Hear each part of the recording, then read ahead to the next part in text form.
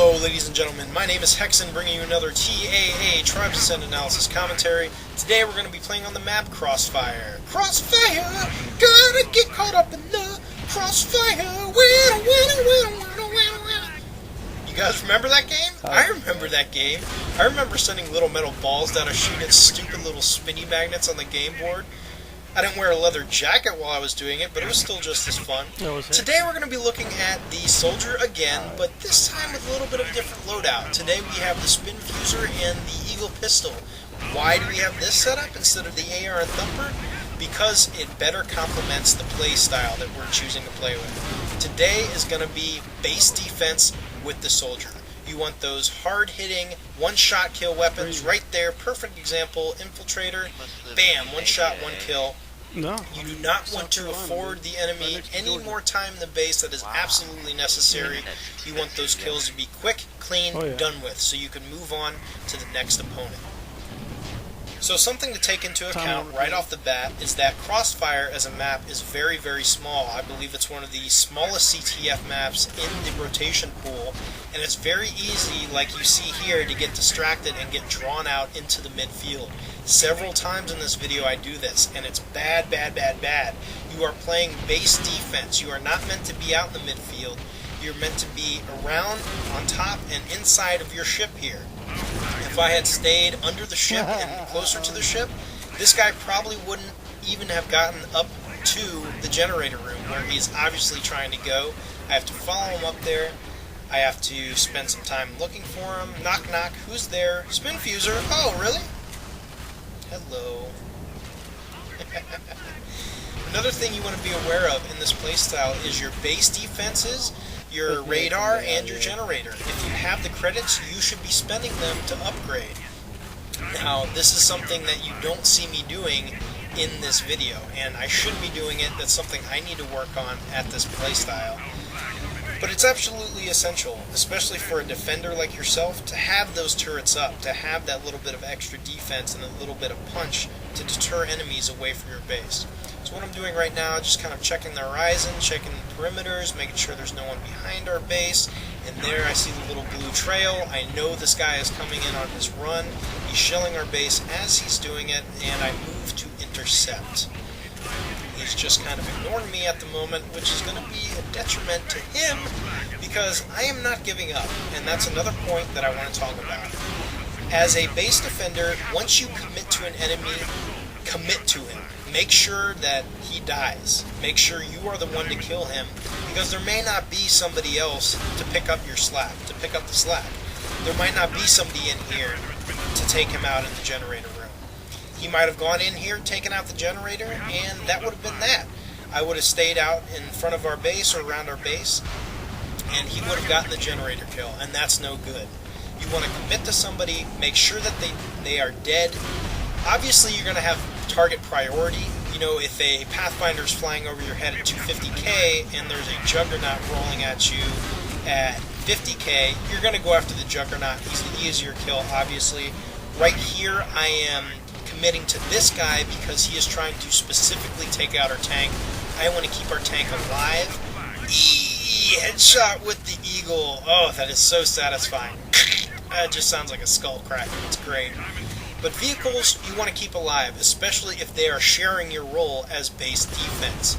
You do not want them to die, especially in the hands of a skilled player. They are crucial in defending your base. Right there I started to help out the Hoff a little bit, the Doombringer, just kind of scanning around our base, seeing what I can see. Right here, the infiltrator I see is trying to harass our stand, going after him. Do not want to give him the opportunity to do any more damage. Ducking under the ship to avoid the orbital, and moving out again to scan the horizons. Now this is a key piece of gameplay footage right here.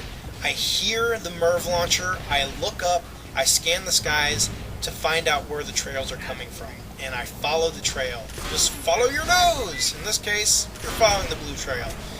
And it's the same guy, this bad Jeff guy. He's been trying to get into our generator room all game. Next round, he really pays me back for what I was doing to him this round. Right here, I want to talk about my lack of control as I was talking about earlier, I moved way out into the midfield, way past where I should be for the role that I'm playing. I want to kill this guy for some reason or another.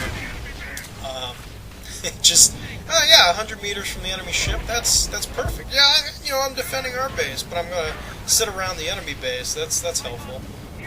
And it ended up costing me. This guy I'm firing at right now cut me down. He's a Doombringer, and he got to sit in the midfield and launch rockets at our tank, eventually taking him out. Had I been more responsible about playing my role, he may not have been afforded that opportunity. Who knows? But that's why you want to play your role. You don't want to make mistakes like that. And being a defensive player, you have to be reserved. You have to have that sense of control. Again, here I go out in the midfield. It's sort of justified at this point, though. We're about to win. We have 4 flags. We just grabbed the enemy's flag. And this is something I talked about in the last video, and I will mention time and time again. You do not want to be pinned down with your tactical strikes. You want to be flexible with it. You want to be able to drop it wherever you need to drop it. Right there, I get that kill. May have actually won us the game because that was one of 2 chasers on our flag carrier. And there we go. We won the game. I will see you guys in the loadout screen. So today we're going to be spending a little bit more time on the loadout screen, and I'll tell you right off the bat, I did not have the soldier spec'd accordingly, how I should have had him spec'd. I had the same loadout that I did last time for the perks anyway, which was looter and survivalist, but I'll get to that in a little bit here. Talking about the spin fuser, as I already mentioned, I selected the spin fuser for base defense because it's a heavy hitting weapon. It achieves kills far quicker than the assault rifle. And with the assault rifle, you can get tunnel vision. I mean, you have to be real finite with your control and your aim. The spin fuser can allow you a little bit more flexibility in view, allowing you to scan more of the area around you as you're taking out the opponents that are in front of you. The Eagle pistol complements it nicely because it's a hit scan weapon, it's a projectile-based kind of weapon, and it's real crucial for picking off those low health opponents after softening them up with the spin fuser. Now the pack item and the grenade's going to be the same no matter what. I like the AP, anti-personnel grenade. It just makes the most sense to me. Especially if you're defending the base, you're not going to be attacking the enemy's base. So having the frag grenade is not worth it in my opinion. You want the AP grenade to do damage to those human targets. The pack, for this one, it's more essential to pick the energy pack over the utility. You want to have that mobility to be able to fly up into your base, especially because the map is Crossfire.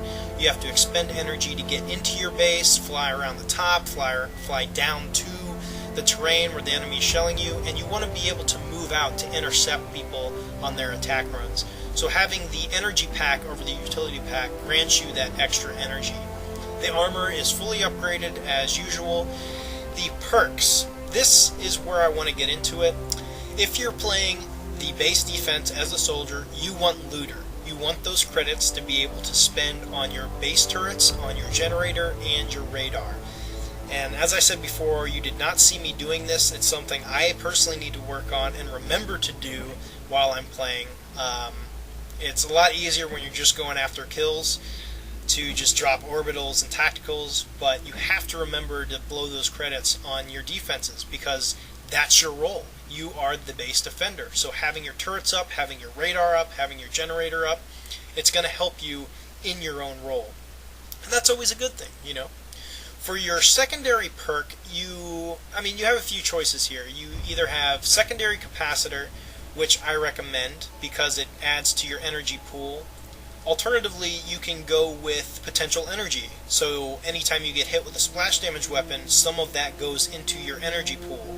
Or you could just go ahead and pick Survivalist. It's one of the best all-around perks. It will also grant you extra energy with every pickup for every kill that you achieve.